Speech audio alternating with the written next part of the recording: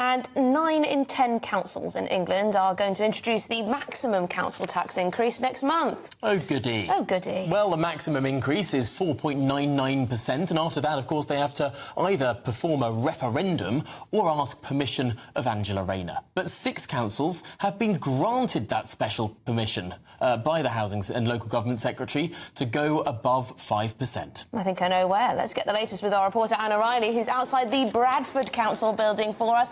Anna, I understand Bradfordians are going to be hit with massive hikes. Good afternoon, Emily and Tom. Yes, it's a 9.9%, so almost a 10% increase here in council tax that residents in Bradford and the surrounding areas that the council covers are going to have to pay from April the 1st. Now, breaking that down, in a Band D property, that means that residents will be paying an extra £170. In a Band A property, they'll be paying an extra £2 to £3 per week. Now, the decision was made behind us here in City Hall, the council building, but it wasn't made quietly. Certainly, it was only made with a majority vote of 6, so many councillors opposed to it, but also members of the public. There were more than 100 people gathered outside here when that decision was made at the budget meeting, opposing the increase to council tax in Bradford, and also dismay and cries from the public gallery as well. When that meeting first started,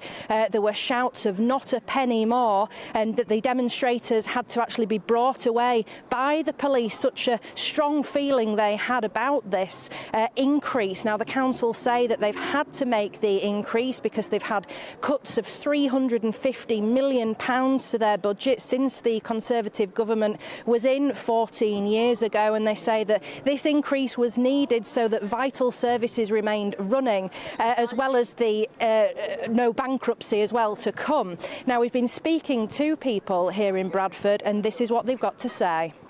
I think they've got a damn shake. I think they've destroyed this city. Absolutely destroyed it. I think they've put it up a lot for a lot of people. A lot of people are working and can afford it.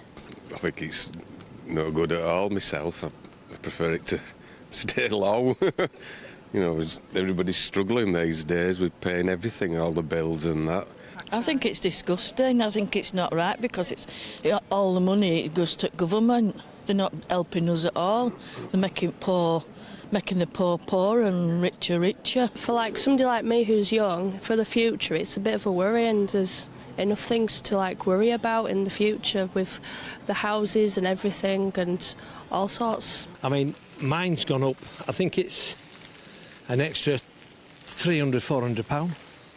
I live in a 4-bedroom detached house, but obviously a big house, you get big bills with it, and I just think it's too much. Well, I think it's rather a lot for a lot of people who are struggling already. But having said that, there's a lot of debt, a lot of things that need sorting out, and money's the thing that does it, so there we are.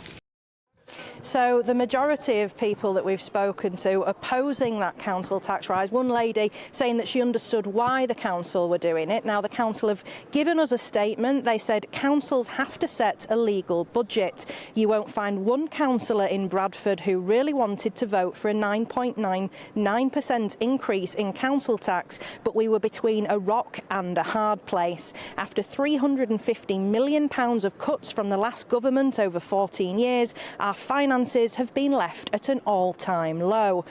Along with 30 other councils around the country, we have been given permission to borrow money to keep council services running, but this costs the council taxpayer money in debt repayment.